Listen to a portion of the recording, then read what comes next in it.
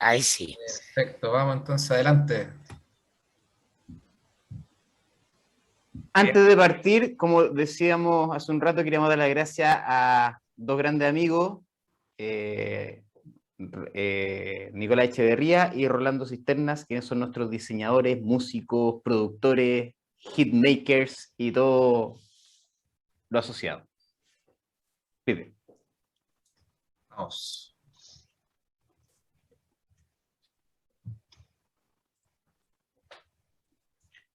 Don Mirko Macari, ¿qué nos diría usted Bueno, respecto a la crisis? vamos a ver, esperar que se despliegue completamente ahí la lámina. Lo primero que quiero hacer es, como me imagino que hay mucha gente que es parte de la comunidad La Cosa Nostra, expresar la necesidad que tuvimos, ¿no? De, junto con los amigos de LinkedIn, ensayar una primera experiencia, que en sí misma es una experiencia más líquida respecto a lo que hacemos en La Cosa Nostra, que tiene una parte de construcción, por así decirlo, discursiva, clásica, lineal, racional, ¿ah? Entre comillas, la clase, y otra que es muy importante en este tiempo, que es la experiencial. Hay que hacer una conjugación de ambas. Para la crisis que vivimos tiene que ver en parte con el exceso de mente, ¿ah? Y la ausencia de otras habilidades para relacionarnos. Eh, y entonces, este es un programa que le trae encubierto, que le trae como caballo de Troya, la, la posibilidad de desarrollar habilidades que nosotros consideramos imprescindibles para este tiempo, que van más allá de la capacidad de racionalizar y comprender mentalmente un proceso. Eso es lo primero. ¿Ah? Las posibilidades de la mente, del ser racional, del ciclo que está terminando, ¿no? De la era de la razón, son limitadas y exacerbadas, amplificadas de manera unilateral en desmedro de otras maneras humanas de vincularnos y de conocer, provocan una crisis. Entonces, lo que quiero es que, obviamente, exploremos a este hombre, que es fundamental, ¿no? Para entender en qué consiste una crisis, que es el ideólogo del marxismo cultural, por así decirlo, ¿no? El precursor de la famosa escuela de Frankfurt, ¿no? Antonio Gramsci, que nos habla, ¿no? O que resuena mucho en estos tiempos, que son tiempos en que es evidente, lo viejo no termina de morir y lo nuevo no acaba de nacer. Dice Gramsci que este espacio que estamos habitando, esta intersección de estos dos puntos, donde está la latencia de lo viejo, que evidentemente está muriendo, pero no está sepultado, y ya vemos asomarse lo nuevo, pero aún no tiene la energía para estar consolidado, para imponerse. Tenemos estos fenómenos propios de Ultraman, los monstruos, cosas que nos sorprenden, porque son inéditas, porque son inconmensurables, o porque son simplemente nuevas. Entonces, mucho de lo que estamos viviendo, mucho de la agenda política cotidiana, de las conversaciones, que no son conversaciones, sino que son discusiones desde lugares que no pueden encontrarse, que no van a tener un punto de intersección, que vive la agenda política, tiene que ver con esto. Uno muy evidente que les quiero proponer, independiente que veamos otro, es la discusión sobre los presos de la revuelta. Es evidente, ¿no? Es evidente que la Convención Constitucional nace, es el momento que se institucionaliza a través de un proceso electoral, un estallido social que fue el que ocurrió el 18 de octubre. Y el estallido es un estallido, ¿ah? El enemigo poderoso e invisible nunca pudo tener prontuario, ¿ah? Nunca apareció alguien, ¿ah?, que pudieran fichar como en esos monitos que llevaban al imputado, ¿ah?, y le ponían el número de carnet acá para sacarle una foto por lado y lado. El estallido simplemente fue una pulsión colectiva, ¿no? Y por eso que no fue un movimiento social ni un movimiento político. No tenía conducción, no tenía líderes, y le llevaba todo el repertorio de los momentos revolucionarios, desde la quema del metro, el saqueo de los supermercados, ¿no? Y todas las refriegas que duraron bastantes meses ahí en la Plaza de Dignidad, el enfrentamiento entre Carabineros y la primera línea, y todo lo que nosotros conocemos, ese momento que es un momento convulso, es lo más parecido que tuvimos a la toma de la Bastilla, por así decirlo, ¿no? O al momento más álgido de los revolucionarios. Y entonces, evidentemente, en torno a quienes fueron detenidos, y procesados en esos días por determinados delitos, ¿no? Les corresponde esta condición de ser este monstruo, ¿no?, morboso que aparece, porque expresa dos lenguajes que no se van a encontrar nunca.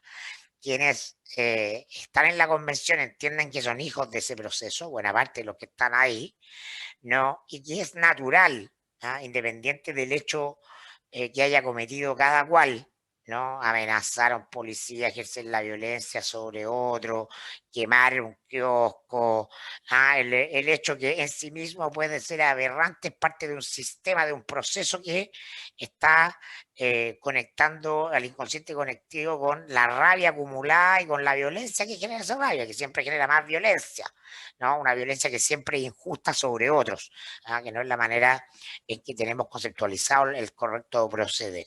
Y entonces toda la historia jurídico-política contempla que para estos momentos existen las amnistías, ¿no? Los momentos de revueltas sociales son momentos en donde es muy difícil sancionar a los culpables en el sentido clásico del derecho penal, ¿no?, que buscan responsabilidades individuales, y cada caso en sí mismo. Entonces, la cultura jurídico-política tiene este concepto de la amnistía. Y entonces están los que dicen libertad a los presos de la revuelta, porque esto era condición sine qua non para que nos comiéramos este asado rico que está haciendo la convención, alguien tenía que prender el carbón. Y estos son los presos de la revuelta, ¿no? Sin embargo, el sistema, el viejo sistema no termina de morir, ¿no? Y aquí lo que ocurre es que el sistema te dice, no, pues, si yo perdono a ese individuo que cometió determinada falta, estoy incumpliendo mi deber fundamental como Estado de Derecho, que es obligar a que se cumpla la ley, sobre todo en los delitos que tienen que ver con la paz social y la seguridad pública, donde existe la coerción y el Estado de Derecho. Es imposible pedirle al sistema que de buenas a primeras mire o tenga los lentes para mirar que los que vienen a saltarse la ley, a saltarse el torniquete, están fundando un nuevo orden donde justamente ese sistema va a ser defenestrado, ¿no? Sería la manera en que el propio sistema admite que está muriendo. Cuestión que nadie nunca, en cuestiones en términos de poder, o tarde, mal y nunca, admite, ¿no? Y entonces el gobierno, por cierto, es parte de ese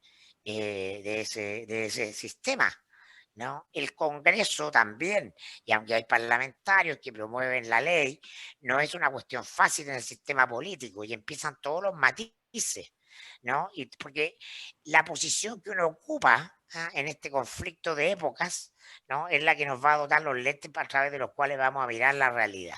Y ahí está la tensión, es una tensión que no se va a resolver rápido ni fácil, pero yo les puedo asegurar que se va a resolver tarde o temprano a favor de liberar a los presos de la revuelta, porque por una cuestión cronológica, lo nuevo siempre termina imponiéndose a lo viejo, más temprano que tarde. Va a ocurrir, probablemente no va a ocurrir durante este periodo presidencial, pero sin lugar a dudas va a ocurrir en el próximo. Pero ahí hay una tensión que expresa eso. Otro espacio simbólico de disputa que hemos visto estos días, ¿no? Es en torno a la famosa choquita, ¿no? Es un cambio, yo lo comenté profusamente en la Cosa Nostra, ¿no? Que a mí me parecía muy relevante porque hay una empresa, una multinacional gigante que es Nestlé, que no está viendo la ganancia de corto plazo, o la publicidad gratis que va a tener por rebautizar un producto. No, no es una estructura que es un elefante blanco que se mueva por una ganancia marginal en relación a cientos de miles de millones de dólares que tiene de ingreso en el mercado global en un país por una golosina que no sé cuánto cuesta, 300 pesos, ni hace mucho tiempo que no me compro una, ¿no? Hay acá, ¿no? No solo en el hecho de que Nestlé decida cambiar el negrita por choquita, sino en la reacción que eso provoca, ¿no? Un choque, un monstruo entre lo viejo y lo nuevo. Y tú tienes gente de todas las tendencias políticas tradicionales, de todos los sensibilidades, diciendo, oye, pero esto es una weá, pero si da lo mismo. Es evidente que no hay, es un exceso, se pasaron de la raya, es evidente que no hay lesión a la dignidad de nadie porque compre una negrita, porque la golosina se llame negrita. Y Nestlé lo tiene meridianamente claro. No, no hay nadie que los vaya a llevar a los tribunales porque la negrita se llama así. Está dando una señal política de decir, yo que soy parte del viejo orden, comprendo el nuevo orden. Y entonces tomo la iniciativa y estoy generando una conversación, una discusión que es de guata, que es venial, a ver, que es liviana, pero no por liviana, porque no tiene la dimensión de los presos de la revuelta, no por liviana tiene menos pasión o tiene menos connotaciones, ¿no? Y ahí aparece ese monstruo de choque entre el que no quiere que ciertas cosas cambien o que está dispuesto a que algunas grandes cosas cambien, pero no aquellas que me dan un sentido más ordenador del mundo, como por ejemplo que la negrita se siga llamando negrita. Y por eso que no es baladí que los convencionales de la derecha no olvidémonos de clasificarlos si son tontos, si son inteligentes, ¿no? Hagan o vean ese espacio como un espacio de disputa simbólica y llegan todos con su negrita, ¿no? Porque este tipo de fenómenos son los que alinean claramente a los que quieren mantener por lo menos ciertas cosas del viejo orden, ¿no? Frente a uno nuevo que arrasa con todo. Y sobre todo en la dimensión del lenguaje, ustedes lo pueden ver, lo que provoca también en la convención, por ejemplo, ¿no? El uso del mapudungún, y otro tipo de acepciones como el lenguaje inclusivo que partió siendo una cosa simpática y hoy día se transforma en una dictadura cultural en el mejor sentido de la palabra. Es un límite el lenguaje inclusivo para ser aceptado. ¿No? Y el vicepresidente Baza de la convención lo usa con magistralidad cuando habla de nosotras, antepone el femenino al masculino. Y da vuelta el orden natural de las cosas que ha imperado por siglos y siglos, donde el apellido masculino va primero que el femenino. Pero si tú quieres que el femenino vaya primero, una decisión personal tuya, pero él como autoridad institucional dice no. Y este otro monstruo, ¿no? Que se nos dibuja en la cultura pop, Giancarlo va a ver muchas más cosas para adelante en la cultura pop, la Simone Biles, la atleta olímpica campeona, eh, ganadora de todas las medallas de oro del equipo de gimnasia norteamericano, dice, a ver, el costo de ser la número uno, de ser la Golden Girl, es mi salud mental. Competir, estresarme al nivel, ¿no?, que lo exige el obtener lo que el sistema dice que es la cima de la gloria, del honor, del destaque para lo que existe el deporte de alto rendimiento, dice, basta. Y lo vemos en su caso y lo vemos en otro hecho accesorio también, o sea, en otro atletas que van a los Juegos Olímpicos, el pesista chileno, ¿no?, etcétera. ¿Cómo se está dando vuelta una cuestión que hace 5 o 10 años era indiscutido, que el sentido del deporte de alto rendimiento es ganar, ¿no? Y te decían, oye, tú no sabes lo difícil que es hacer esto, el costo que tiene para las personas que se dedican a esto, para los atletas de alto rendimiento, no tienen vida, no tienen esto. Y todos dicen, pero mira, qué destacable, aplaudimos que la gente se reste, que el deportista de élite, ¿no? Se reste de una vida normal en función de conseguir un objetivo que es una medalla de oro, ¿no? No hay nada más patriarcal que la competencia deportiva, ¿no? La gloria es solo para uno, ¿no? No importa el juego, no importa el pasarlo bien, no importa la actividad física, no importa. Simplemente vamos a glorificar como espectáculo global de masas, ¿no? A aquel que está en lo más alto, ¿no? El resto podrá estar bien, bien, cabrón, te pasaste, pero la figura que va a ser objeto de la publicidad, que va a ganar miles de millones, que va a ser el centro de atención de la prensa, es la que gana. No es la que hace algo especial por competir, ¿no? Y ese ganar tiene un costo humano, personal, denigrante, po, al final del día. Eso es lo que está diciendo. Yo para hacer esto tengo que hacerme mierda, para decirlo en buen chileno. Entonces, todo esto que estamos viendo todas las semanas en todos los ámbitos, desde distintos lugares, tiene que ver con que estamos habitando este interregno, ¿no? De los monstruos morbosos. Aquello que nos parecía normal deja de hacer sentido rápidamente, lo cuestionamos. Y eso nos remece el piso del orden. Ah, viene un nuevo orden de subjetividades. Aquello que era lo admirable, lo perseguible, lo deseable, que no cuestionábamos como sociedad, como individuos que pertenecemos a la sociedad, hoy día tomamos distancia. A ver, pero si lo miramos desde otro lugar, y eso es un cambio de paradigma. Y eso es lo que está en crisis, la crisis del viejo paradigma que aún sigue existiendo. Quizás solo para complementar a Mirko, sucede también que esta generación, las personas que estamos vivas en este minuto en el planeta, somos las que hemos visto y las que vamos a ver más cambios en nuestra vida. Entonces, este ejercicio de estar chocando constantemente contra lo nuevo es algo a lo cual lamentablemente vamos a tener que acostumbrarnos. O afortunadamente. Depende del punto de vista. Depende de cómo lo tomes. Cuán rápido queremos habitar lo nuevo. Exactamente. Sigamos.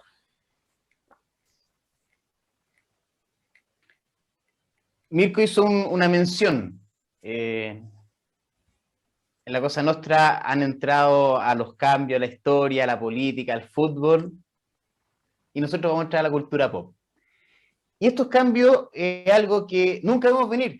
No sé si ustedes vieron el video de Bill Gates diciendo, ojo con las pandemias, hace un rato largo. ¿Para qué decir la presentación de Alberto Mayol a los empresarios donde le decía, oye, esto se viene duro? Hay uno un poquito más viejo. Dale, pide.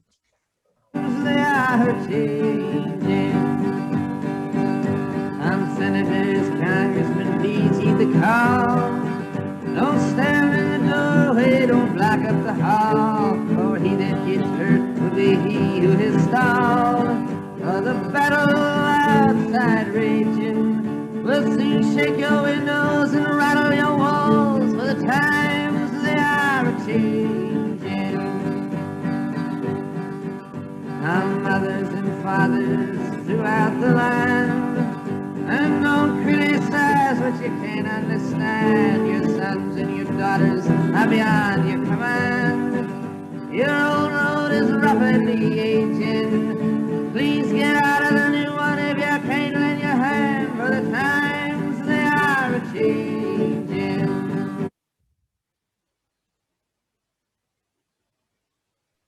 Como decía mi abuelito, tira con onda. Así no puede ser más precisa una canción escrita en los 60 de una persona que curiosamente hace 5 o 6 años estaba toda la polémica de, oye, pero si este gallo es músico, ¿cómo le dan el Nobel de Literatura si este gallo no puede ser él? Pues si él no es poeta, pues, él es músico. Y sin embargo, tiene el premio. ¿Qué otras cosas han ido cambiando? Dale más, Felipe.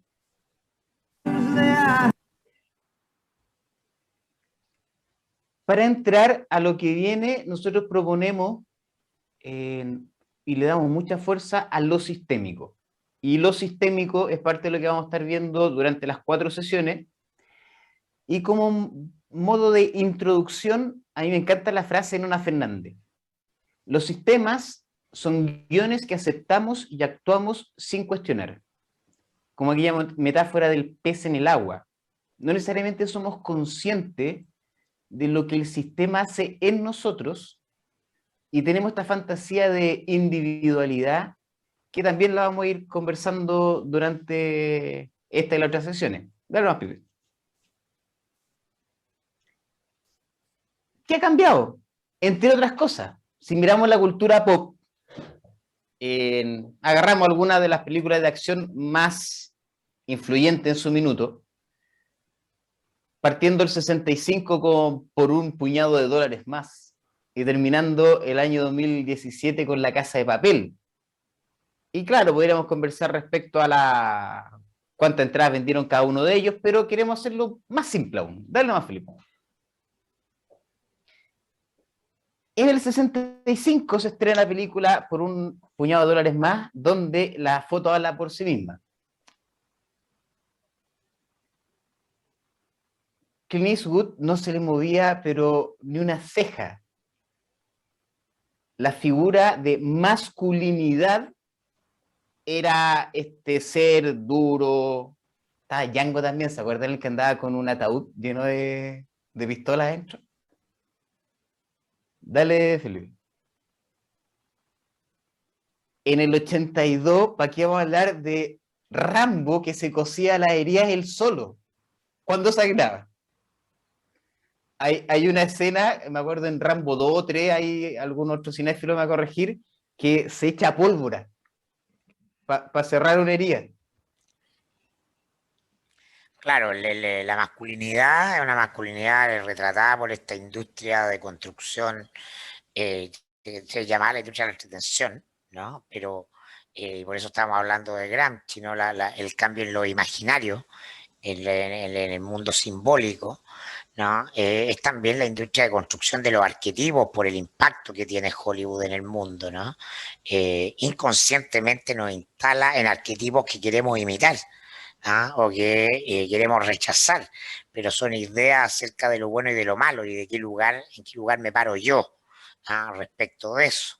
Y del 65 al 82, ¿no? Hay poco cambio, ¿no? La idea de dureza, ¿no? Ser flexible, hoy día decimos que es un atributo.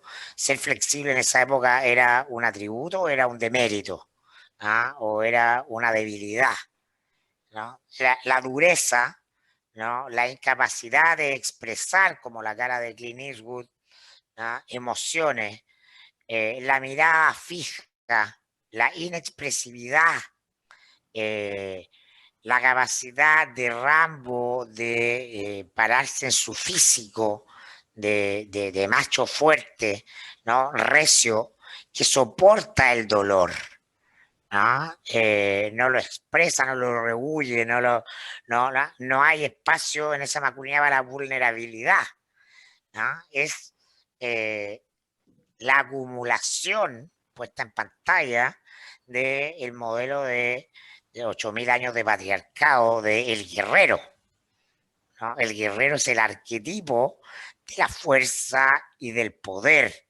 El más guerrero es quien más merece tener y acumular poder. Cabe señalar ahí que Rambo andaba buscando su lucha en la primera. Porque ya no estaba en Vietnam, solo que Vietnam seguía en él. Entonces también hay harto de esa obediencia que era tan bien vista en esos años. Dale nomás, pibe. El 84 aparece, este literalmente era un robot, era un androide, este gallo no, de verdad que no es que no tuviera emociones, era un robot, po. Y que nos asustó por harto año. Dale nomás, Felipe. Acá hay un dato curioso. En el 88 se estrena Duro de Matar. Cuando se hizo el casting de esta película, el productor, director, etcétera, cuestionaron mucho a este personaje, pero dijeron, oye, pero si este no es Stallone, no es Schwarzenegger, no es el grandote, musculoso, ¿quién es este flacuchento? Pero ahora, cuando miramos hacia atrás, no sé si alguien tiene alguna duda de asociar la figura de Bruce Willis con la de un macho tradicional. Sin embargo, en ese minuto era una figura cuestionada. O sea, al lado Terminator. Algo empezó a permear quizá. Quizá Bruce Willis fue el primer hoyito en la represa. Es que los procesos son así, de transformación son lentos e imperceptibles muchas veces. Así es. Dale nomás, Felipe. Nos saltamos algunos años para hablar de la magnitud del cambio. 2001 se estrena Rápido y Furioso, cuyo personaje central es Toretto, quien está particularmente preocupado de la familia, de la comunidad o tribu que conforma junto con su amigo, donde ya no vemos figuras femeninas que son la típica princesa que necesita ser rescatada, en absoluto.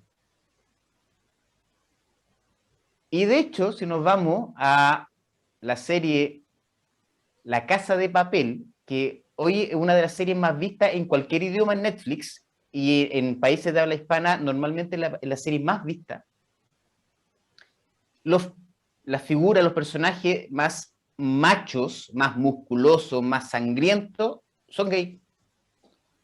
¿Para qué vamos a hablar de las figuras femeninas?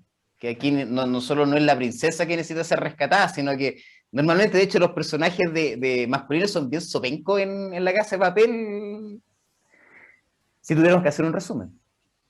Tokio. La fuerza, la agresividad está resumida en Tokio. La audacia. Hay una escena en la temporada 4, aquí voy a recurrir a mi memoria nomás, que un diálogo, obviamente estos diálogos que suceden como en Supercampeones, que están métale balazo y diálogos fabulosos, entre Ryo y la pareja de Tokio, pibe, corrígeme. Así es, si no me equivoco. Está Ryo y el otro tipo como bien... me acordé. ¿Denver? Denver, Ryo y Denver. Y Denver está alegando y llorando, es que Tokio no me pesca, porque Tokio... Y Ryo le dice, oye, pero weón, Tokio es un Ferrari. Es un Maserati. Es un Maserati. Y él, pero entonces, ¿qué tengo que hacer para que nadie me lleve el Maserati? Ella es una mujer que siente, piensa y elige. Diálogo cortito, casi imperceptible en los balazos, pero tiene mucho que ver con eso de un cambio de rol.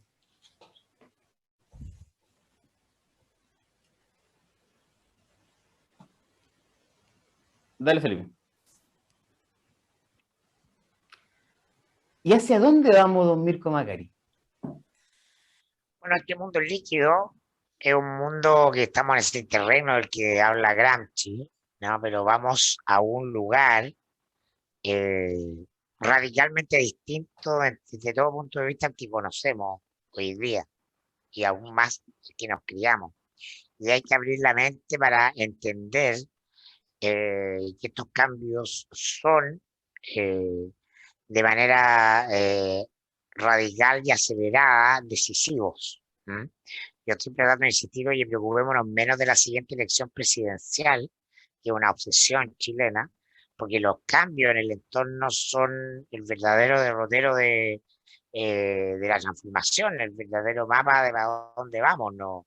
Y no pasa necesariamente por el sistema político, ¿no? Harari, que es el gran pensador, el gran futurólogo de este minuto, ¿no? Dice que el mundo se está remodelando radicalmente, ¿no? Y todos estos grandes cambios no pasan por el sistema político está obsoleto, no le interesa comprender estos cambios ni estas transformaciones, subirse a ellos, y por lo tanto van a ocurrir igual, pero sin ellos, sin los políticos. Y el principal es la interfaz profunda que va a haber entre la biología o la inteligencia biológica humana, ¿no? Y la inteligencia artificial, ¿no? La famosa biotecnología, ¿no? Ya hay un caso de un tipo al que le implantaron en el cerebro una antena, ¿no? Y esta antena le permite captar ondas de frecuencia de sonidos y colores por debajo, por arriba del ultravioleta, ¿no? Que es la frecuencia más rápida, ¿no? Y por debajo del infrarrojo. Entonces lo que percibimos como realidad es básicamente un rango de onda de frecuencia. Y hoy día la tecnología permite ampliar ese rango de frecuencia, es decir, tú por sobre el ultravioleta en términos de sonido puedes escuchar a nivel de la audición sensible que tienen, por ejemplo, los perros, ¿no? Que perciben sonidos en un nivel de frecuencia mucho más alto que los humanos. Y vamos a poder ver cosas que existen en otro rango de frecuencia, porque la realidad no es una realidad fija, no es una realidad que está dada, no es una 3D inamovible, es un rango de frecuencia de las vibraciones de luz y sonido. Eso es así en física, ¿no? Y hoy día la tecnología permite que los seres humanos accedamos a cuestiones que antes los yogis se disciplinaban durante años y años de práctica, de meditación para conectar con las percepciones. Hoy día te instaláis la antena y estáis, ¿no? Entonces, los cambios y transformaciones profundas, por ejemplo, van a afectar decisivamente el tema del trabajo, ya lo estamos viendo, el fenómeno de la robotización. Por eso Harari dice que vamos a tener por primera vez un segmento de nuestra persona de inútiles, ¿no? Desde la mirada del mercado del trabajo. ¿Por qué?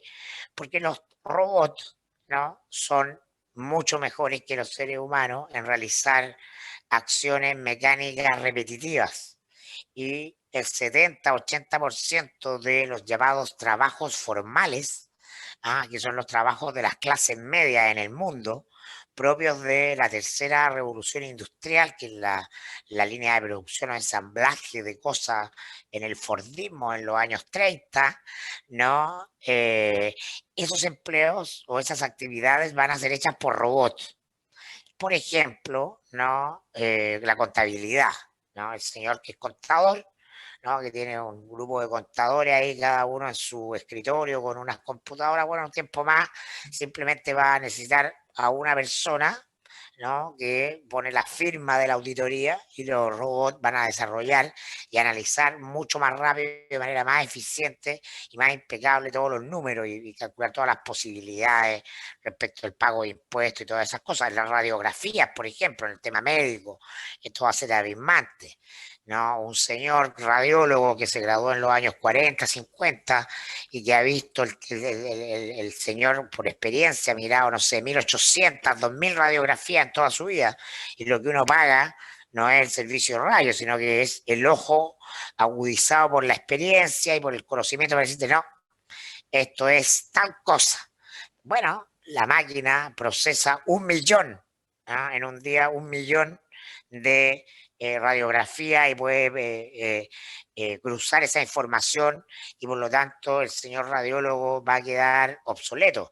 Esto además ni hablemos cuando termine de entrar que ya existe la computación cuántica, ¿no? Que permite realizar procesos de cálculo, ¿no? Billones de veces más rápido que las computadoras normales que conocemos hoy día, ¿no? De hecho, los chinos llevan la delantera en el tema de la computación cuántica.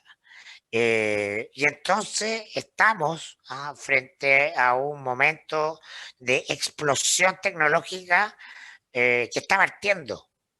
Está partiendo en términos de transformación de nuestras vidas. Si ustedes creen que ya es mágico, ¿no? Abrir WhatsApp, en 10 años más no se imaginan dónde vamos a estar. Eso es lo que dice Harari, y dice, bueno, una de estas cosas es que muy probablemente ciertos grupos de personas van a poder acceder a la inmortalidad, ¿no? Vivir es solo un asunto de ingeniería en un corto tiempo más, ¿ah? De ingeniería biológica, ingeniería de la vida. Y en este contexto, hoy día, bueno, vi que todo está muy sensibilizado por el tema del informe del panel del cambio climático, respecto de que ya estamos en un momento cero irreversible del calentamiento y por lo tanto lo que viene solo son grandes catástrofes. Bueno, Moisés Naim, no lo dice, la pandemia quizás es solo un ensayo general frente a la magnitud de catástrofes que vienen, ¿no? Y además añade que desafía, ¿no?, a los países, a las sociedades, a los estados, a pensar de una manera en que nunca han pensado. Y esa manera de pensar es la manera sistémica, ¿no? A procesar un conjunto mucho más amplio de variables para resolver una problemática, mucho más amplio de variables que las variables que usamos hoy día para desarrollar cualquier solución de problemas en términos de política pública. Y Giancarlo.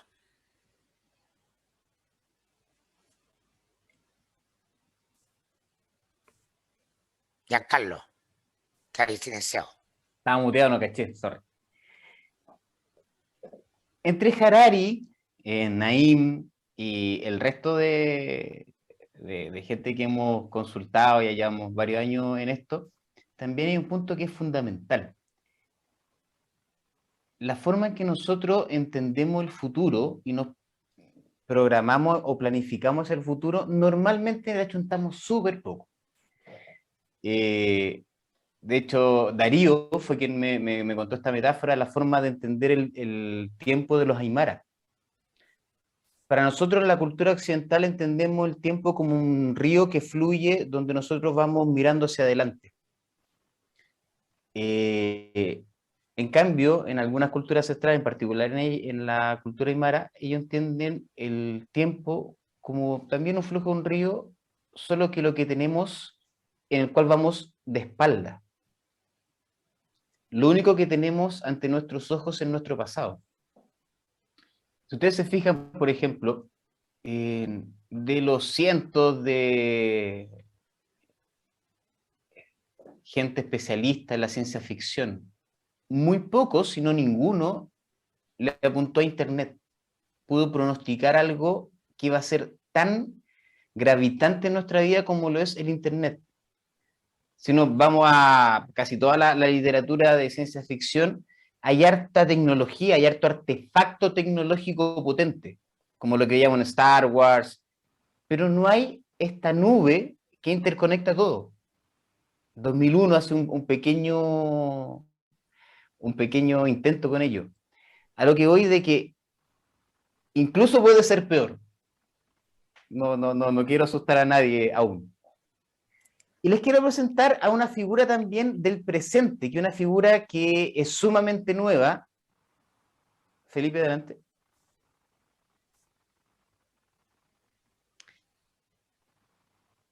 Para quienes se vieron en problemas para entender la figura de esta generación nueva que era el millennial y que tanta conversación ha llevado a, sobre todo las organizaciones, las empresas, de que no entiendo a estos cabros que no son responsables, etcétera, etcétera. Quieren todo fácil. Quieren todo fácil. No aguantan nada y se van. La generación de cristal. La generación de cristal. También está la emergencia, está emergiendo un nuevo ser, un nuevo tipo de persona que nosotros le llamamos ser independiente. Y para ello, don Felipe, adelante. Soy real, no vivo una peli. No fumo mega y en una poción cuando era niña como Bélix. Voy a quitar mis aretes, voy a soltarme el cabello. Yo voy a mostrarle a ustedes cómo es que se mueve el cuello. Soy mi propio sello, mi reto, mi meta repleta de rima que traje sin etiqueta, sin mostrar las nalgas, sin enseñar mis tetas. Así tengo cabeceando a una parte del planeta. Ataca, no tengo miedo a nada, madafaga. Tú estás claro que Gaby del parque la saca. Ven pa' acá, soy de donde suenan las maracas. Mi AK, Gabilonia, nací en Caracas. Bueno, ella es Gabilonia, venezolana, que tomamos este extracto de la letra porque nos pareció muy ejemplificador. Soy mi propio sello, mi meta, mi todo. ¿Dónde está esta emergencia de personas que nos dice, no solo yo no quiero tener jefe, no solo quiero ser independiente en términos laborales, también quiero tener independencia en lo que pienso, en lo que siento? ¿Han escuchado el poliamor por ahí?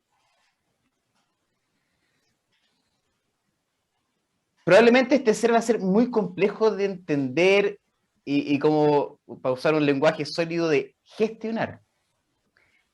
Y Gabilonia no está sola. Les pongo solamente para quienes también estiman que estas son en seres extraños, en lo marginal.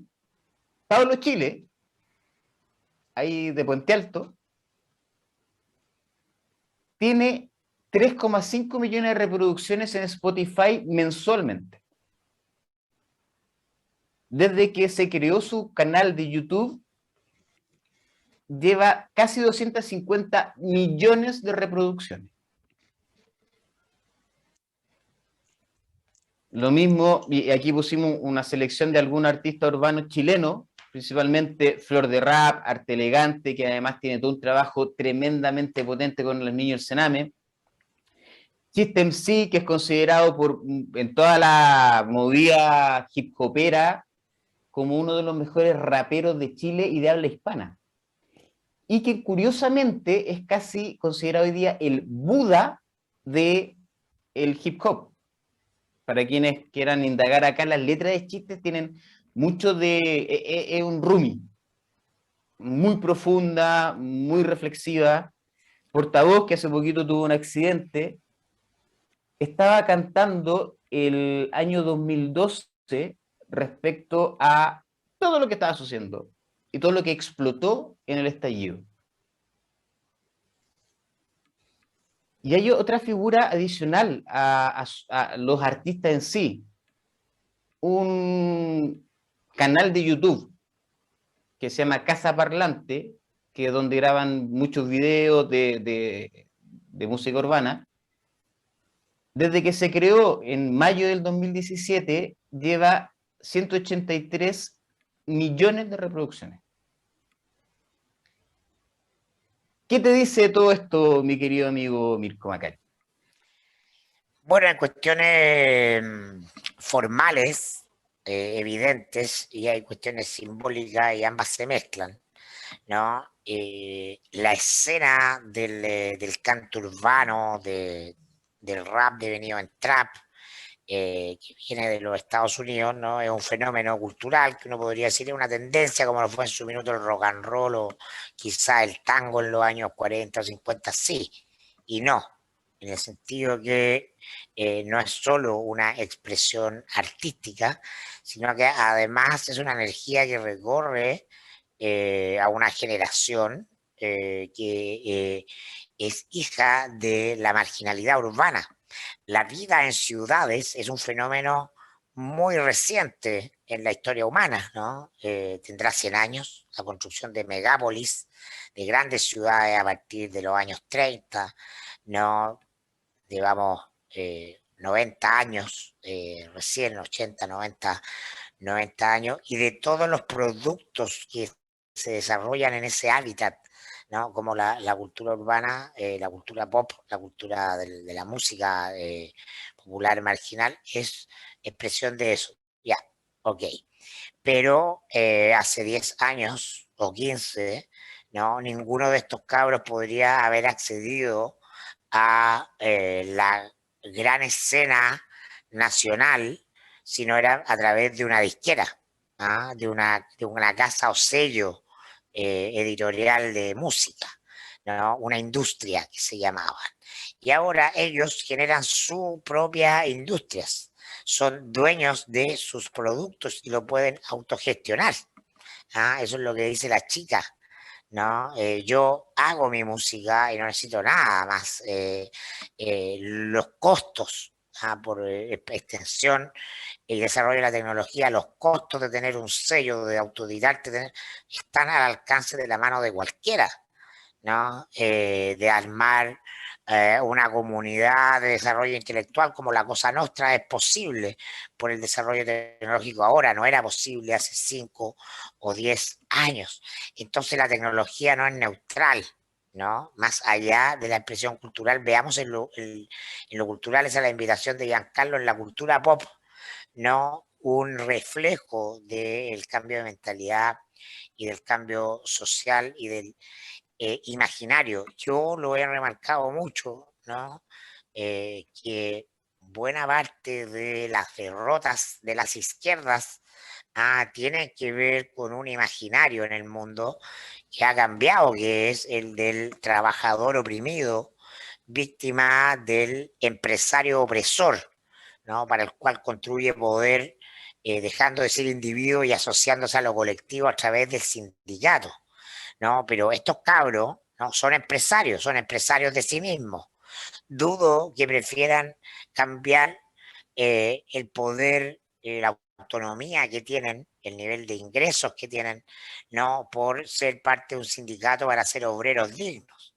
Entonces, ha cambiado el sujeto histórico, la derrota, la gran derrota de la izquierda es en los sectores marginados de la sociedad, que son los que estallaron en el 2019, no existe la construcción del pueblo trabajador ya en el sentido clásico, no es que no existan trabajadores, pero el imaginario se ha apoderado de el sistema ha sido eficaz en construir individuos, ¿no? Es decir, es lo que yo irónicamente hablo, ¿no?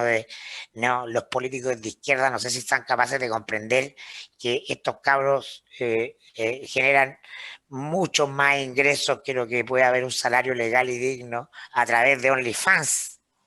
Es una generación que tiene aspiraciones distintas, no simplemente un trabajo digno que mantener durante toda una vida, ¿no? Y del cual enorgullecerse después para contarle a sus hijos. Hoy yo fui obrero y me crié y te saqué adelante y te di educación y no. Y hay una generación que viene con un imaginario distinto, que tiene un techo mucho más alto en términos de acceso a cosas materiales y de empoderamiento personal. Entonces, todas esas cuestiones son parte del mundo líquido, ¿no? La deconstrucción de sentido del mundo sólido, los imaginarios de izquierda y derecha han quedado obsoletos respecto de lo que son efectivamente las nuevas generaciones. Son híbridos de sujetos sociales, ¿no? Que todavía no alcanzamos a catalogar del todo. Citando a mismo Pablo Chile, los menores se aburrieron de andar pato. Claro. En la industria de la música también sucede otra cosa sistémica, con una mirada sistémica que es muy potente. Muy probablemente la industria de la música viene viviendo esto un rato antes que el resto de nosotros. ¿Por qué? Por Napster. Cuando Napster entra, bota la industria musical en su lógica más jerárquica, tradicional, lo que acaba de relatar Mirko, que son los sellos. Esa fue una gran bomba de liquidez en la industria musical. Yo también lo invitaría mucho a mirar lo que está sucediendo en todo lo relacionado a la música, en particular a la música urbana. Vamos, pibe. ¿Qué otras cosas cambian? Por ejemplo, los liderazgos están en crisis, y para ejemplificar ello traemos dos clips chiquititos. Contexto.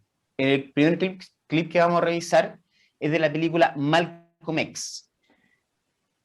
Acaba de suceder que a uno, aparte de la revuelta, por decirlo así, le sacaron cresta y media y está hospitalizado. Malcolm, liderando a su grupo de personas, dice, se pone afuera del hospital y dice, o lo sanan o acá va a pasar algo más grave. Don Felipe.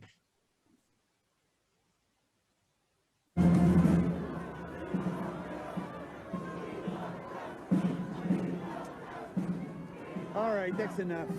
I want these people moved out of here. Fruit of Islam are disciplined men. They haven't broken any laws. Yet. What about them? That's your headache, Captain. But if Brother Johnson dies, I pity you. Doctor? He'll live. He's getting the best care we can give. Thank you, Doctor. Search him. All right, okay. Now let's disperse this mob.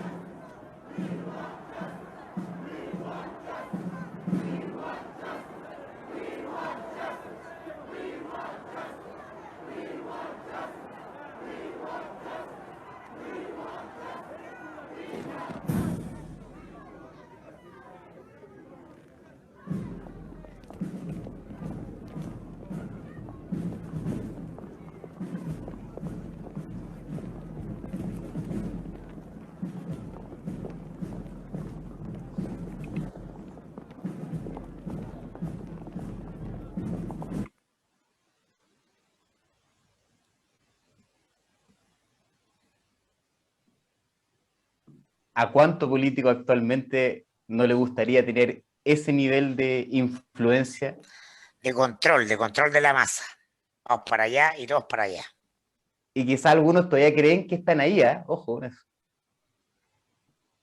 El siguiente clip, contexto también. Temporada 4, spoiler alert, The Crown. Una serie que le debo a alguien del público. Está Margaret Thatcher ya en los últimos minutos de su gobierno. Le han hecho, como nos enseña la Cosa Nostra, una operación perfecta. Y ella, que era una mujer muy fuerte, muy del liderazgo, desde el control y el hacer, va donde la reina para pedirle apoyo en algo suave, que es disolver el Congreso, el Parlamento. Don Felipe. Have you consulted Cabinet on this matter? I have not, ma'am. Surely that would be the normal course of action. With all due respect, the decision to dissolve Parliament is in the gift of the Prime Minister alone. It is entirely within my power to do this if I see fit. You are correct. Technically, it is within your power to request this. But we must all ask ourselves when to exercise those things that are within our power and when not to. Your first instinct as a person, I think, is often to act, to exercise power. That is what people want in a leader.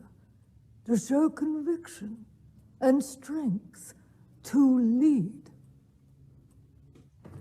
I'm merely asking the question, whether it is correct to exercise a power simply because it is yours to use. Power is nothing without authority.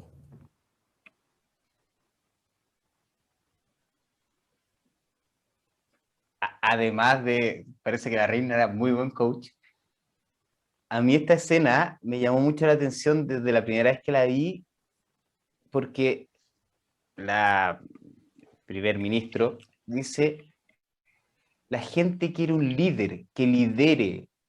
Liderar es decir qué hacer, es estar seguro. Y cómo este estilo de liderazgo, que es tan impreso en nuestro propio ADN, porque esta es parte de la importancia de lo sistémico.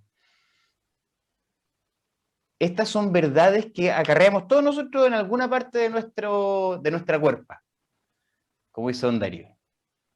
¿Cómo se ve esto conflictuado con los nuevos tipos de liderazgo? Mirko. Bueno, ese es el desafío. Lo notable de la escena de la reina es que uno podría suponer que un rey de Inglaterra es heredero de un imperio y por lo tanto es quien más encarna, sea hombre o mujer, la autoridad patriarcal y el uso de la fuerza sobre todos los que se sublevan para que se demuestre a través del castigo quién manda, ¿no? Y es la reina justamente quien hace una distinción muy notable entre el poder y la autoridad. a un personaje, Margaret Thatcher, que es catalogado como la dama de hierro, ¿no? Que es una líder hasta el día de hoy de el mundo más conservador, que tiene esa idea de la mano dura. O sea, ustedes probablemente hay gente acá de mi edad o más, ¿no? Que recordará en tiempo de la dictadura las señoras que salían a la calle a gritar mano dura, Pinochet, mano dura, Pinochet. Es decir, había gente protestando, pasémosle por encima nomás, vamos, a ese liderazgo que necesitamos. Y ese liderazgo Pinochet, ese liderazgo que se impuso, ¿no? Pinochet no le temblaba la mano para aplicar mano dura y estado de sitio y sacar a los militares a la calle y disparar a quien había, y si le tocaban a uno de sus hombres se acababa el Estado de Derecho, ¿no? Tenía el poder. Entonces venimos de un siglo, ¿no? Que construye estos grandes líderes, los Fidel Castro, el macho que conduce, ¿no? Que no le tiembla la mano para usar la fuerza, ¿no? Que puede tener momentos de compasión, de magnanimidad, que son parte de ese poder. Es un poco lo que es Malcolm X, ¿no? En una causa, pero es un liderazgo tradicional. Él dirige un ejército organizado de rebeldes, ¿no? Por la causa de la discriminación racial. Y hay poco espacio en este tiempo líquido, ¿no? Para un liderazgo así, básicamente porque ya no resuena, ¿no? Porque el mundo este que le da poder a todos a través no solo de las redes sociales, pero también de las redes sociales, donde cada sujeto, cada individuo es una estructura de discernimiento propia, ¿no? Que tiene más información a la mano, que se cuestiona más cosas, hay menos espacio para las verdades en blanco y negro, para decir, este nos dice para dónde vamos y acá vamos, ¿no? Que es una pulsión muy natural del ser humano de buscar certeza. Entonces, este mundo que vivimos es un mundo sin certezas y por lo tanto los liderazgos tienen que asumir que nos vienen a dar certezas, vienen a crear condiciones para construir entre todos soluciones colectivas y novedosas, diferentes. Entonces, el concepto de liderazgo se transforma de manera radical, gira en 180 grados, ¿no? Una cosa es quien tiene un cargo, y otra cosa es quien tiene la autoridad. Esto en las empresas y en las organizaciones está en una crisis tremenda. El acceso a un cargo de poder ya no te da por sí mismo el poder. Tienes que ser capaz de encantar, de organizar y de proponer un camino que el resto siga buscando soluciones entre todos y haciéndolo a todos participar. Parte de los anacronismos del mundo que se resiste a morir es porque nuestras culturas organizacionales en Chile, en las empresas, en general en los trabajos, vienen de esta idea del jefe, ¿no? Toda la idea del el jefe que manda, el empleado sacador de vuelta, todo lo que está graficado en otro espacio de la cultura pop que aquí no lo hemos puesto, que es la oficina, ¿no? Del happening, que nos marcó época, pero eso es. No, esa es la cultura organizacional chilena típica, incluyendo el chupamedias de turno, incluyendo a la doña Lechuza, ¿no? La feíta que trabaja calladita, ¿no? La chica más agraciada que usa sus atributos para encantar al jefe. Bueno, toda esa cosa es muy chilena y eso está en una crisis profunda, ¿no? Los liderazgos que vienen están imbuidos, y esto es solo posible por un cambio generacional, ¿no? Imbuido de esta lógica de la asamblea, ¿no? Si uno mira a Gabriel Boric, él es hijo del 2011, y el 2011 ocurre un hito que para mí políticamente es muy relevante, y es que por primera vez un movimiento social en Chile, ¿no? Nombra dirigentes y nombra líderes de ese movimiento para negociar con el gobierno, con la autoridad, pero esos líderes, ¿no? Solo tienen una vocería de la asamblea. Para decidir, después de ir a negociar, tenían que volver a la asamblea y la asamblea los podía desautorizar, ¿no? El verdadero poder durante las movilizaciones del 2011 siempre estuvo en la asamblea. la Camila, Giorgio, Boric, la Carol, siempre volvieron a validar lo que conversaban a la asamblea, ¿no? Después, bueno, ya entraron al sistema representativo tradicional donde no le das cuenta a nadie o das cuenta por Twitter, etcétera. Pero eso está muy embrionario en esa época y vamos a ver cómo no nunca más el poder va a poder ser usado por alguien en nombre de otros, porque eso es propio de la sociedad opaca, ¿no? Y en la que estamos habitando, en la casa de vidrio, y ya es imposible, ¿no? Entonces, los que mandatan a alguien van a estar escudriñando y opinando y interviniendo permanentemente en el accionar de ese alguien, ¿no? Y eso es inédito. Y si por primera vez lo vimos en Chile a partir del 2011, a mí me llamó mucho la atención.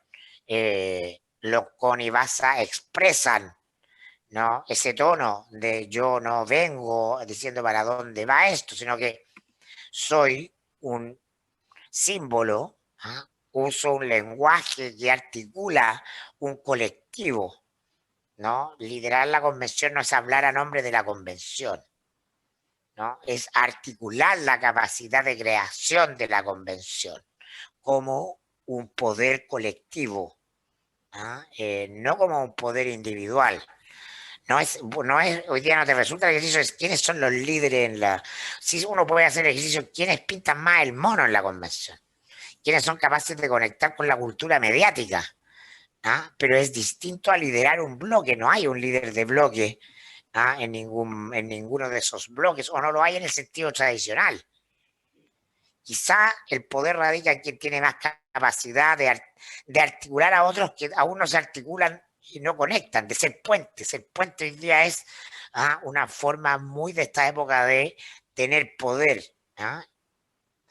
ser capaz de hacer un linking, los amigos de linking entre unas personas y otras que no se conocen menos, ¿no? Ahí hay un poder que es de tipo nodal, que es la matriz de funcionamiento de esta sociedad líquida.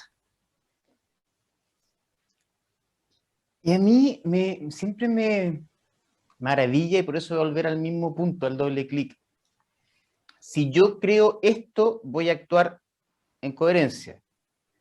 Un líder tiene que decir, no sé si les suena parecido, pero esa necesidad de estar arriba del podio, de andar diciendo lo que los otros, porque si yo me pongo a escuchar voy a ser considerado débil.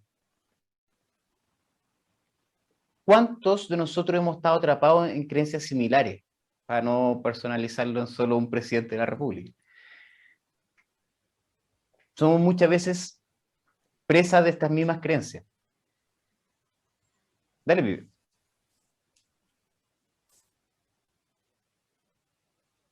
Bueno, y lo que titula el seminario, Bauman. Para nosotros, más allá de entrar en lo que para mí en particular es como una gran alerta de lo que puede pasar con el amor, con las relaciones, que lo plantea Bauman en sus distintos libros, la idea de la modernidad líquida para mí es fantástica, porque dice, mira, sabes que algo sucedió en el tiempo, hay algo en la línea de tiempo, probablemente muy vinculado con la llegada de estos aparatitos que nos permiten comunicarnos entre nosotros, que hace que hablemos de una modernidad distinta. ¿Por qué líquido? Porque el líquido es capaz de tomar la forma del recipiente que lo contiene. ¿Y cuáles son esas características fundamentales de lo que vamos a entender por líquido? Y justamente no hacer definiciones es muy coherente con ese mundo líquido. Venimos de una estructura sólida, como estábamos hablando recién. El líder es el que dice y el resto obedece. No hay mucho espacio para reflexión porque no es necesaria. Si tenemos un ente superior que antes era Dios, el poder del rey emanaba de Dios. El poder de la reina de Inglaterra emana de Dios. Luego vinieron los regímenes presidenciales. El poder emana de la ley. Y sigue siendo vertical, piramidal. Tú te ajustas a la verdad que está disponible. en los 60, 70, 80, tú eras socialista o capitalista. Esas dos cuestiones no se pueden tocar ni juntar. O demócrata cristiano. O demócrata cristiano. En la música, el que escuchaba Metallica no podía escuchar hip hop, ni Silvio Rodríguez. Y teníamos, el mundo sólido tiene una cantidad de categorías, etiquetas impresionante. Pero la gran gracia es que ninguna de ellas jamás se fuera a tocar, porque si se tocaban, explotaba el mundo. Te otorgaba la certeza de una frontera muy nítida. Este es mi lugar. Estoy acá. Y si quiero estar en otro lugar, voy a otro lugar, pero ya no estoy acá. Puedo estar en los dos a la vez. Y si llego a querer estar en los dos a la vez, soy raro. No soy confiable. ¿Mm? La importancia de lo normal. Han escuchado todo el... Pero es que eso no es normal. El siglo XX chileno está lleno de construcción de una sociedad que se categoriza y ordena en política en función de culturas, ¿no? Entonces crecimos todos con esto masón, radical y bombero, ¿no? Si eras radical, pertenecías al Partido Radical, naturalmente estabas en la masonería. No podías ser evangélico si eras radical, ¿no? Se presuponía. Y en la mayoría de los casos era así, po. Y no podías ser católico porque eras por algo elegía el Partido Radical y eso te llevaba a una opción política y una opción espiritual o religiosa, ¿no? Y tu vida estaba resuelta desde que nacías hasta que te morías. Si te casabas para toda la vida. No era tema el cómo te llevaras, ¿no? No era el tema si podías dormir junto con tu señora, si tenías amantes, si dormían en piezas separadas, ¿no? Era una estructura institucional el matrimonio que era para toda la vida, aunque no fueras creyente, ¿no? El peso de la iglesia hacía que la cultura religiosa, pero también la cultura secular, vivieran con igual fuerza ese mandato social, ¿no? Y a veces habían algunas excepciones, gente que se separaba, se volvía a volver a casar, era una excentricidad para estrellas del cine y algunos con mucho dinero, o gente que salía en las varietés, pero no para el pueblo común, ¿ah? Y corriente. ¿Ah? Eras especial, eras distinto, porque lo normativo está ahí.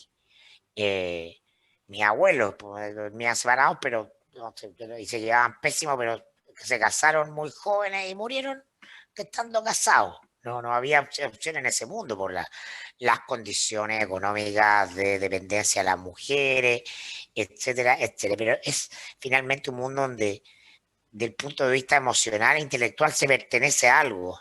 Y si estás en A, no estás en B, ¿no? Ni hablar de la cultura comunista, ¿no? No solo se militaba en el partido, sino que se pertenecía a una cultura comunista. La pertenencia implicaba unas categorías culturales, ¿no? Ciertas lecturas, cierta música, ciertos imaginarios, ciertos lugares que se rondaban. La pertenencia a un trabajo, a una institución, ¿no? Tú trabajabas en un banco y ese era un ideal, porque el banco era seguro, era sólido. Entonces, ojalá pudieras entrar a hacer carrera al banco, ¿no? A lo más joven posible. Eso te permitía ascender. Tu vida era lenta y estaba direccionada. Tú tenías que ir superando escalas. Si hacías vida académica, lo mismo. Ojalá entres a una universidad, ¿no? Y ahí consigues el título de profesor titular y con eso nadie te puede mover, ¿no? Y el después, geniales, en fin. Todos los medios de comunicación se organizan en función de construcción de identidades, ¿no? Que dependen de las instituciones. Cuando yo hablo del desplome de las instituciones, hablo del desplome de eso. No es solamente la debilidad por agotamiento de las estructuras más formales de funcionamiento del Estado. Estas son el matrimonio, la escuela, la educación, la religión, estructuras institucionales mucho más vitales, poderosas y antiguas. Y estas son las que se están desplomando. Ese es el mundo sólido. Ese es el mundo sólido que nos deja que le hacemos chaíto. Y algo en particular que también tiende a pasar como medio colado, que es el individuo en el mundo sólido no importaba mucho, porque el molde ya estaba prehecho. Harari lo ejemplifica con la religión. Me encanta ese ejemplo. Él dice, para Harari dice, mira, yo sí entiendo la distinción entre religión y espiritualidad. Religión es que te despertaste un día y te hiciste una pregunta respecto a la vida, a lo que fuera, y alguien dijo, yo sé lo que tú te estás preguntando. Esta es la respuesta. No preguntes más. Siento que pasa muy parecido con lo que acaba de decir Mirko, los trabajos, con las tendencias políticas. ¿Cuántos de acá crecieron escuchando Silvio, sintiéndose en algún sentido social y le dijeron, tú eres comunista, toma, aquí está tu manifiesto, lee, acéptalo y firma acá abajo? Versus hoy, donde el individuo, la otra vez conversamos con un amigo, por ejemplo, la sigla LGBT, que hoy está en el, probablemente me voy a equivocar, LGBTIQ+. Entonces alguien me decía el otro día, oye, pero esta cuestión es una tontera, po. ¿Por qué no le ponemos no hetero y estamos listos? Justamente porque es el ejercicio típico de la visión, llamémoslo, sólida. Generalicemos. Es binario, es binario. Y general, porque hay un valor en el ejercicio de entender cada una de las letras. Da identidad. Al dar identidad, da legitimidad. ¿Por qué la L de lesbiana es distinta a la G de gay? ¿Por qué son distintos? Lo cual nos lleva a comprender algo que no comprendemos. Es el gran valor que tiene, por lo menos de mi forma de mirar, el hacer la LGBTIQ, etc. Estamos viviendo tiempos donde el individuo, el yo, es su propio sello, su meta, etc. Dale, Felipe.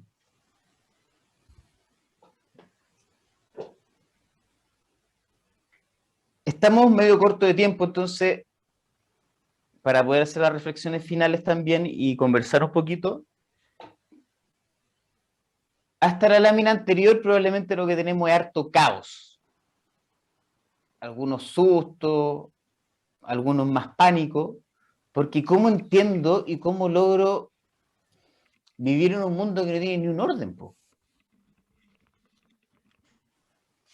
Y para ello nosotros creamos lo que llamamos la sección, lo que creo que le entendí a Maturana y a Jimena Dávila, nuestros profes de matrística, y traemos hoy una de las 500 distinciones potentes del DOC y de la Jimena. ¿Cómo conformamos la realidad? ¿Cómo entendemos la realidad? Y esto tiene mucho que ver, para también un dato de contexto. El DOC nunca se quiso declarar filósofo, porque de hecho él era biólogo. Entonces todo el acercamiento que él hizo y todo su trabajo tiene que ver con cómo venimos de fábrica. Y de fábrica, la forma en que nuestra cuerpa funciona y la forma en que interpretamos la realidad, tiene ciertas características que son sumamente importantes. Don Felipe.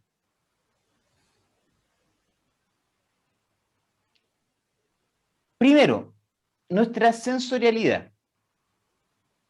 Nuestra sensorialidad es distinta para cada uno de nosotros. El mejor ejemplo de esto es cuando están en el médico, cuando van al hospital. No le ponen una máquina que dice esta persona tiene un nivel de dolor 5,4 que es preocupante.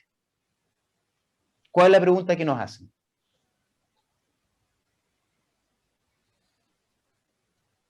En su historia de dolor, lo que usted ha sentido dolor, dígame de 1 a 10, ¿dónde estamos? Incluso esa forma de relato podría no sonar muy científico. Pero es así. ¿Y por qué es así? Porque nuestra sensorialidad es distinta en cada uno de nosotros. Algunos podemos tener vértigo y otros no. Otra parte fundamental de lo que conforma nuestra realidad es la memoria colectiva, la memoria que viene anclada en nuestra familia, en nuestro clan, en nuestro país, en nuestra etnia. Las cosas que te dijo tu papá, que le dijo su abuelo, que van quedando como verdades instaladas. Por ejemplo, de que estábamos hablando de The Crown. ¿Qué pasa en una familia de empresarios, una familia muy acomodada, que manda a los hijos que van a ser parte del directorio a estudiar a un internado en Londres? Más allá del juicio de decir si eso es bueno o malo. ¿Cuál es el relato que se está traspasando de generación en generación? ¿Cuál es la verdad válida para esa familia y las familias que conforman? Y por último, la memoria individual. ¿Cuál es la historia de cada uno de nosotros? Que nos hace decir, no toques ahí porque te vas a quemar. Y esto unido a los estudios del doc, por ahí googleen el estudio de la ranita, el sistema nervioso es un sistema cerrado. ¿Qué quiere decir con esto? Que no suceden cosas afuera que produzcan cosas adentro. Afuera suceden cosas que despiertan procesos internos. Es una sutileza muy importante. Esta es como si estuviéramos en la película El Sexto Sentido, la escena inicial cuando le pegan el balazo a Bruce Willis, porque si no cachamos esta parte, nos vamos a perder para más adelante, ¿eh? Historia real porque me pasó. Entonces, no es que tú despiertes, no es que tú me des rabia, tú despiertas mi rabia. No es que tal persona me dañó, generó mi proceso de daño asociado ya sea a mi historia personal, a mi historia colectiva o la sensación y la sensorialidad que tenemos. Si esto es verdad, significa que nosotros, cada uno de nosotros es un mundo en sí mismo. Cada uno de nosotros es un universo en sí mismo. ¿Qué derecho tiene cada uno de nosotros en ese sentido a imponer mi mundo sobre el mundo de otra persona?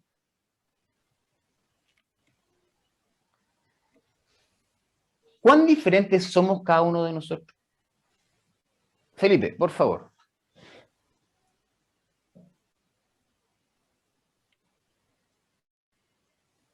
Si cada uno de nosotros es tan distinto como dice el doc,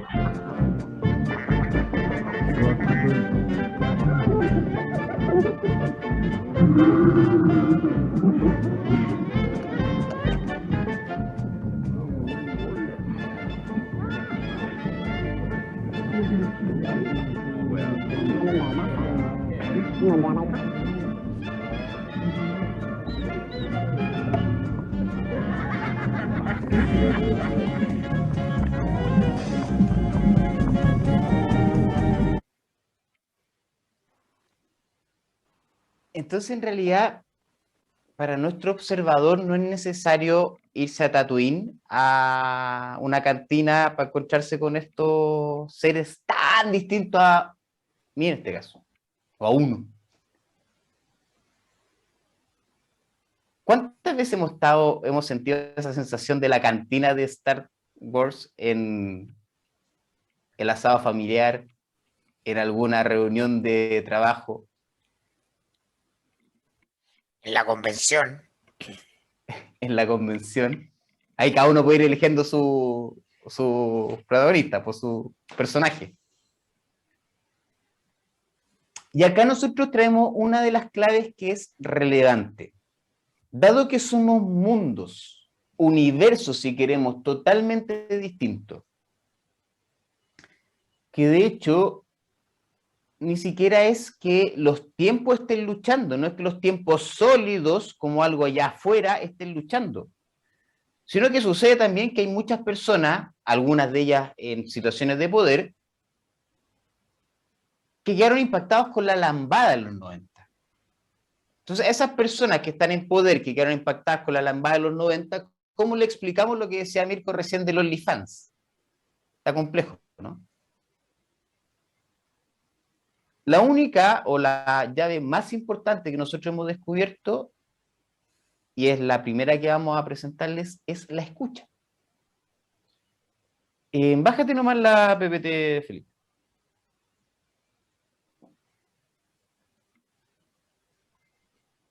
Y en ese sentido, Mirko Macari, te tengo una pregunta. ¿Cuándo fue la última vez que te sentiste en la cantina de Star Wars? Bueno, yo desde que nací me siento en la cantina de Star Wars. Pero me gusta.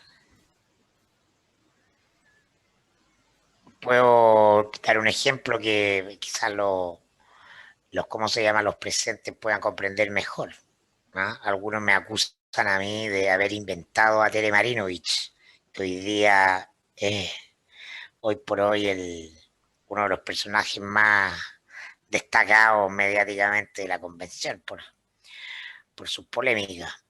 Y yo siempre fui inquieto y siempre me interesó conocer todos los mundos. Venía de un mundo donde podría haber dicho, no me meto con esa gente, no. Pero aprendí que la gente como Tere Marinovich existe y no es poca. Y cuando me llegó su primera columna al diario para publicarla, me pareció que estaba bien escrita, que era una persona dentro de ese mundo que expresaba esa racionalidad con un cierto desparpajo, que era lo que a mí más me gustaba de un columnista. ¿No? Bueno, y la conocí, estuve comiendo en casa de Tere Marinovich. Independiente de sus ideas, conocí su lado humano, ¿ah? Su historia familiar, por qué piensa lo que piensa, las cosas que le han pasado, y no es tan distinta de otros seres humanos, ¿no? Pero es porque me di el tiempo de conocerla, sin nunca pensar como ella, no tiene para qué ocurrir eso. Puedo admirarla y comprender desde dónde razona y entender que no es un personaje tan freak.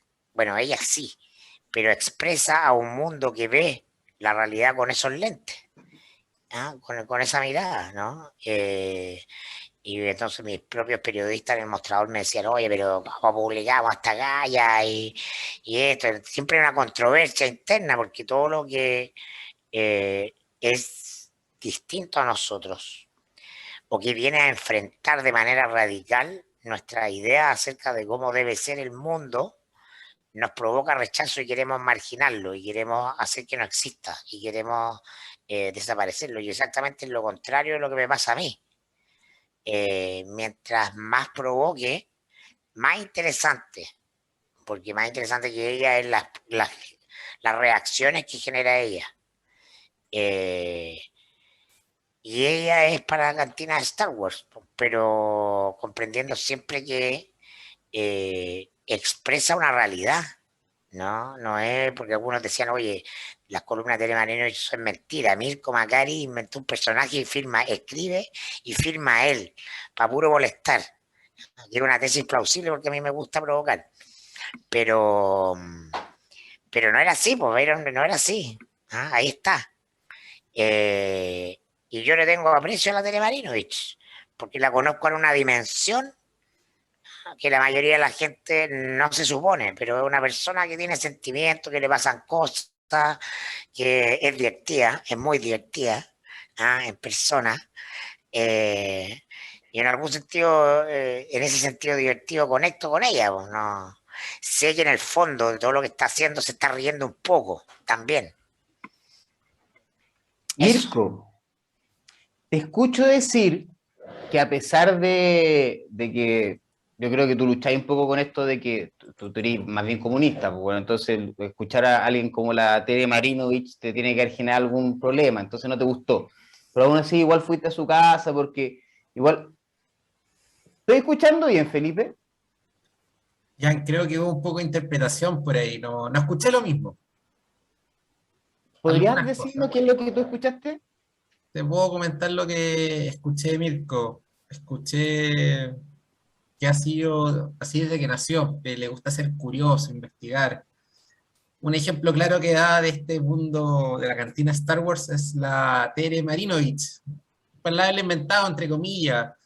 Era uno de los personajes más destacados de la convención, por las políticas, también declara ser curioso, quiere conocer todos los mundos, y con el tiempo así aprendió a ver que había más gente, que existía más gente, que no es poca, y ahí fue comentando un poquito más de cómo la conoció, un par de detalles bien interesantes, y finalmente lo que me gustaría recalcar de lo que le escuché es que la conoce una dimensión que no todos la conocen. Es divertida en persona y por ahí conecto. Eso es lo que alcancé a escucharte, Mirko. ¿Te escuché bien? Me escuchaste bastante bien, pibe. Qué poderoso es cuando somos bien escuchados.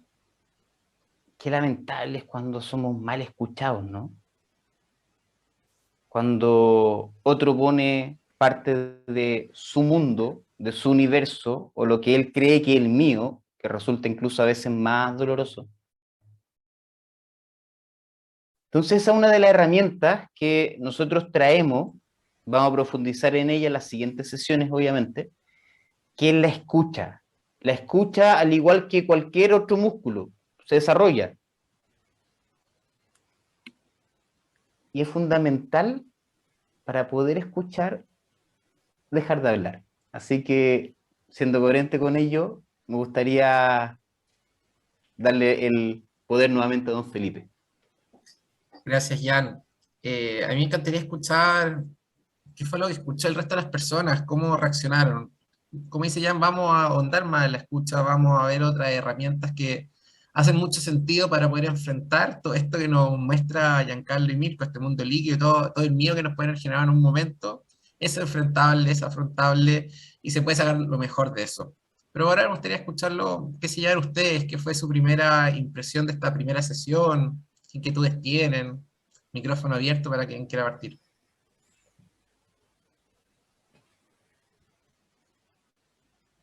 Bueno, yo quiero comentar respecto de lo que dijo Mirko de Tere, porque como uno es seguidor de la Cosa Nostra y inglés, etcétera, etcétera, es muy cómico escuchar en ciertos lugares que Mirko es de derecha, así de frentón, de derecha. A mí me pasa realmente que nunca escucho sus comentarios como comentarios, nunca los he puesto ni de derecha ni de izquierda. Hay cosas que me pueden parecer más de izquierda o de derecha, pero que realmente no calza. O sea, el discurso de él normalmente me cabe en ese lugar donde decimos no podemos medir las cosas de izquierda y de derecha, porque yo siento que él habla un poco así, y que hace mucha ironía con el tema del pajerismo y todas esas cosas, y creo que eso genera también un poquito de rechazo en el escucha. Justamente Juan dijo, es que Mirko, tú eres un poco comunista y haber estado con la Tere. Nadie tiene la idea de que Mirko es un poco comunista, o sea, por lo menos lo que yo he escuchado en los chats. Bueno, perdona, en otros mundos yo soy muy comunista. Claro, me imagino. Por eso cuando lo escuché que él dijo, tú eres muy comunista, estás alejado de lo de Tere, se contrapone con lo que se escucha en los chats sobre todo de la Cosa Nostra, donde mucha gente se considera muy de derecha. Eso da muestra de que las cosas son, como dicen ustedes aquí, como se escuchan. Uno quiere escuchar desde un lugar. Yo lo escucho lo respecto de la Tere desde la amplitud de conocer gente que es distinta a uno. Y es verdad, yo viajé de Chile a Estados Unidos, siempre me cayeron mal los gringos, porque tenía toda una configuración gringo malo, Estados Unidos una porquería. Estoy aquí hace 3 años y he conocido a una gente maravillosa y otra gente que es el típico gringo que uno tiene en su cabeza, pero también está la apertura de conocer a otras personas que son igual que uno, que son distintos, pero tienen estas humanidades, como dice Mirko respecto de Tere, de quién es ella como persona. Y en ese de ser persona todos tenemos las mismas cosas, sufrimientos, alegrías, esperanzas y anhelos. Gracias, Rosa. Me gusta el punto que pones ahí de la disponibilidad. Ahí después les vamos enseñando un poquito la disponibilidad, por ejemplo, la escucha. Cómo estar abierto a no querer escuchar lo que el otro está diciendo respecto a lo que yo pienso, sino realmente escucharlo como un legítimo otro y dejar aparecer a su persona, como le pasó, por ejemplo, a Mirko con Tere, y que te permite ir dando más información, más variable a este sistema tan buca, tan complejo que nos toca vivir. Alejandro, pregunta puntual. Ahí me comentaba al comienzo que no sabías lo que era el mundo líquido. ¿Te quedó un poquito más claro hoy en día? ¿Tienes más dudas? ¿Está entrando el tema? ¿Estás muteado? ¿Estás en silencio? Alejandro, estás muteado. Ahí no, sí. No, todo lo que se habló y las láminas que se pusieron obviamente va en congruencia con lo que he aprendido en estos meses, fundamentalmente de las tesis y pensamientos de Mirko. Estoy ya entrando en calor, así, en relación a que estoy bastante inspirado por dónde va el río de esta conversación, de esta ponencia, que lo considero algo completamente diferente a la experiencia, bueno, es otra cosa, ¿no? De lo que uno que vive, digamos, en el planeta Cosa Nostra, es otra cosa, definitivamente. Yo quiero mencionar algo en relación a Mirko. Yo soy muy seguidor de Alberto y de Mirko, llevo años leyéndolos, ¿no? Y hay una cosa que yo quiero mencionar de Mirko que recalcar. Primero que es inclasificable desde esos paradigmas izquierda-derecha, porque yo creo que él como intelectual es una persona absolutamente libre, ¿no? Y yo valoro mucho la valentía y la honestidad intelectual. Es un provocador, evidentemente, pero es un provocador, tiene la capacidad de ser provocador porque es honesto intelectualmente, ¿entendés? Y entonces es verdad, yo veo que hay gente, hace un rato yo me sentí mal después de haber clasificado a la Cosa Nostra como una secta. Lo que pasa es que es un grupo donde hay mucha gente, pero de diferentes sensibilidades, pero sobre todo mucha gente de izquierda. Y a veces las cosas que dice Mirko hacen un ruido tremendo en el chat, yo no sé si él lo lee, ¿viste? No. Bueno, pero obvio, te aclaro que tenés una cantidad tremenda de defensores también, ¿no? Porque precisamente lo que a la mayoría de lo que nos gusta de ti es precisamente esa libertad de pensamiento, esa capacidad, y que lo estás expresando ahora, porque Tere Marinovich también, para nosotros, la gente de izquierda, es un ícono de una mujer absolutamente descentrada y que defiende valores que van en contra los valores sociales o económicos o políticos de lo que nosotros pensamos. Pero muchas veces cuando uno se planta en un pensamiento así, es una forma de cancelar a la otra persona y no considerarla como un ser humano. Como vos dijiste, es un ser humano que tiene sentimientos, pensamientos y tiene un valor intrínseco per se. Y yo me di cuenta que en las polémicas y en las discusiones que hay en relación a lo que ocurre hoy en la política y en la convención, hay mucho de ese extremo también en el lado de la izquierda, no solamente en el lado de la derecha, ¿viste? Y este ámbito que ustedes están ahora construyendo acá, me doy cuenta que tengo la expectativa de que tenga ese valor, el valor de poder ver la realidad desde todos los diferentes ángulos, ¿viste? Y poder trascender la mirada propia de uno. Yo soy un hombre de la izquierda, toda mi vida he sido un hombre de la izquierda, ¿no? Pero las cosas que acabas de decir, Mirko, me interpelan en alguna manera y me doy cuenta lo importante que es tener la cabeza, no solo la cabeza abierta, pero el corazón también abierto, ¿viste? Para poder tener un entendimiento mucho más amplio. Y una cosa que era lo que quería decir hoy hace una hora, en relación a lo que había dicho, no me acuerdo si era Claudio, del mundo líquido, de lo fuerte, lo potente de los cambios que han ocurrido ahora. Viste, yo llevo 21 años acá, viste, cuando yo llegué acá, para mí fue llegar al país de la solidez, o sea, yo venía del mundo que era el reino de la incertidumbre, que es Argentina, o sea, Argentina es el reino de la incertidumbre. Entonces, llegar a Chile, un lugar sin inflación, pude armar una empresa, porque acá en relación a Argentina, armar una empresa acá es una huevada, o sea, no hay inflación, no tenés que estar gastando energía en cambiar precios, en negociar, las instituciones. Yo era un fanático y promotor de Chile cuando iba a Buenos Aires, no hay corrupción, o sea, el reino de las certezas era, ¿entendés? Y de golpe, de repente empecé a darme cuenta, hace 8, 10 años, que había un sentido común que se rompía, como un dique que se empezaba a fisurar, y hace 2 años, claro, se fue a la mierda el dique, ¿viste? Ahora estamos en medio del tsunami, y ahora sí estamos en el medio del reino de Bauman, digamos, y yo creo que para un país como Chile, un país que ha sido un país de tantas certezas, y en su discurso de que, bueno, en cierto modo, tanto la gente de derecha como aún también gente de izquierda, yo he escuchado con mucho orgullo, ¿viste? Como las certezas de Chile. Bueno, ahora estamos en medio de un trauma, ¿viste? Porque ahora sí es el reino de la incertidumbre y creo que en pocos lugares como acá se siente eso que se está viviendo hoy, donde ya no quedó ninguna institución en pie, está todo pata para arriba, en definitiva. Y a mí no me afecta tanto, pero claro, vengo de un lugar que hace años que está pata para arriba, Argentina. Entonces, para mí, dentro de todo, navegar en medio de un quilombo es normal, digamos. Quizá esa misma solidaridad, Alejandro, hace que nos resulte tan doloroso el entrar en estos nuevos mundos. Hay un autor, en la sesión que viene, creo que Felipe nos va a dar una clase magistral sobre las nuevas herramientas.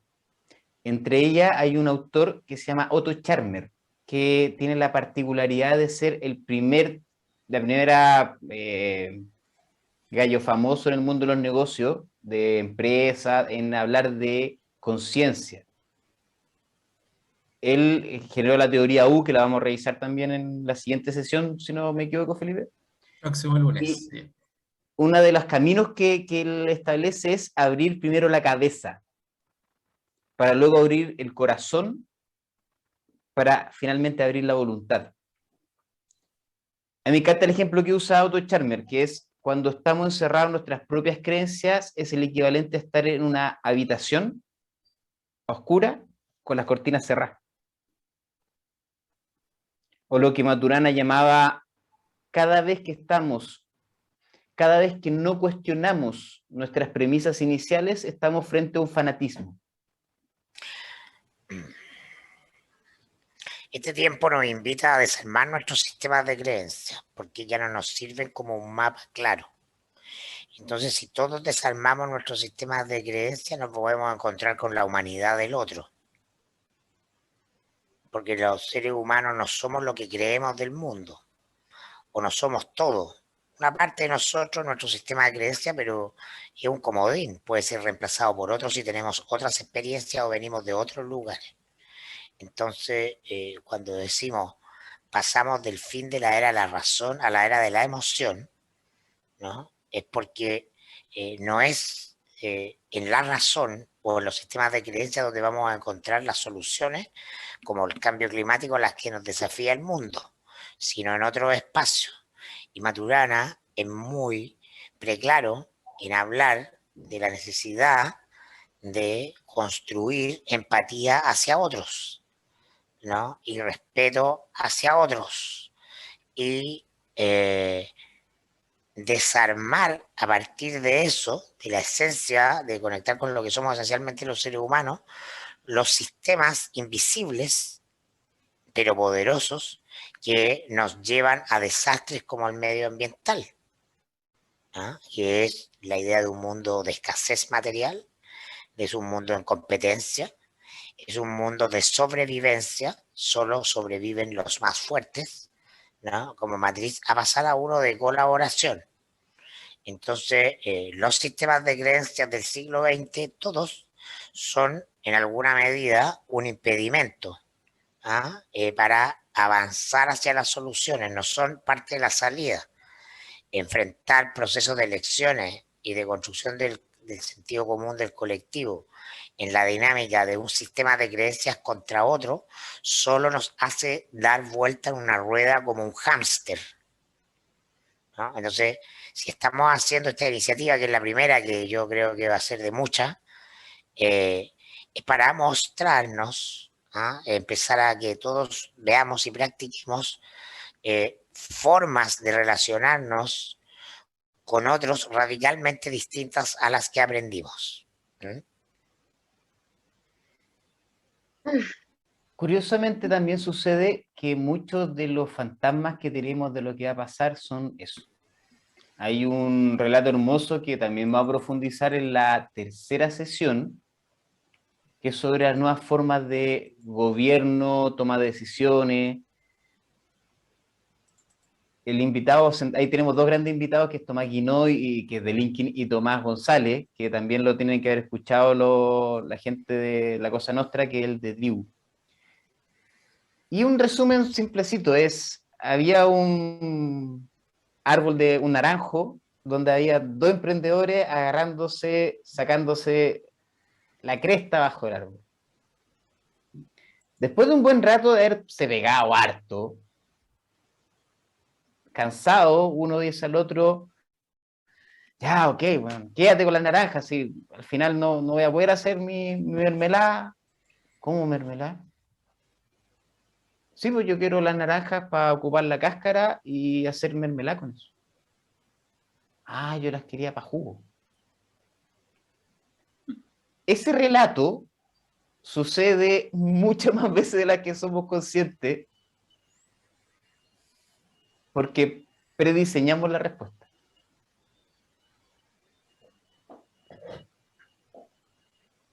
¿Alguna otra reacción? Ya para ir cerrando, Felipe, usted manda. Nos queda tiempo para una todavía y bueno, como les comentaba, esto va a quedar en la nube, así que lo pueden volver a visitar quienes hayan perdido unos minutitos de lo que fue la presentación. Felipe, ¿esto lo han grabado? Nosotros, si queremos volver a escucharlo, ¿podemos hacerlo esto? Sí, así es, va a quedar en YouTube, así que les compartimos el link. Por supuesto que hacer antes de la próxima sesión, cosa que puedan repasar para lo que se viene en la siguiente. O sea, yo creo que vamos a enviar el primer link a ustedes en el formato tradicional de que les llega lo de La Cosa Nostra.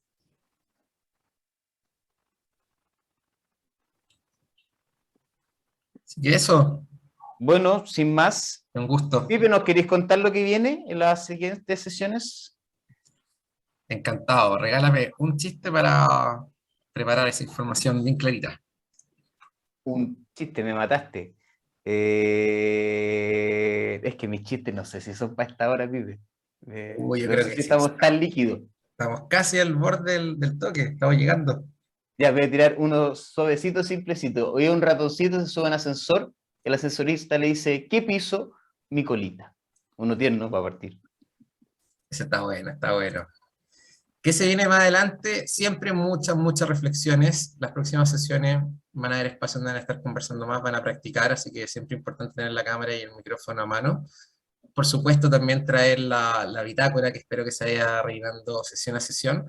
Pero ya más en lo práctico vamos a ir a la transformación de la dinámica. Vamos a tener a Darío comentándonos un poquito lo que fue su experiencia en unos cursos que estuvimos haciendo con él y con Mirko. Me van a tener a mí comentando un poquito de qué se vienen las nuevas organizaciones, qué formas han tomado, lo que les comentaba un poco ya ahí de Otto Scharmer, este alemán del MIT. Vamos a ver nuevas formas de democracia y toma de decisiones, una conversación muy interesante con dos Tomases. El día 3 se viene lo sistémico, entender bien el sistema, los elementos de esto, los principios que nos rigen. Vamos a practicar un poco la escucha, que fue algo que vimos hoy en día, y vamos a revisar por ahí leyes del Padrino, que tanto le gusta a las personas de La Cosa Nostra, pero desde una mirada más sistémica. Vamos a seguir faltando el respeto a La Cosa Nostra. Un poquito, tenemos autorización de uno de los accionistas, como dijeron por ahí. Y la última sesión, vamos a tener un conversatorio donde vamos a traer personas bien interesantes, bien entretenidas, y que nos van a ayudar a profundizar en lo que hemos estado viendo. Eso, Jan, eso es lo que nos espera. Felices de verlo y nos estaríamos viendo el próximo lunes, mismo horario, mismo canal. Maravilloso. Muchas gracias a todas, todos, todes. Don Mirko, ¿algunas palabras al cierre? Nada, pues un gusto empezar a hacer estas dinámicas con ustedes, los amigos de LinkedIn. Muchas gracias. Felicitaciones, Mirko, Jan, gran presentación. Muchas gracias y que tengan una buena noche. Gracias. Gracias a Chao, ustedes. chao. Chao, chao.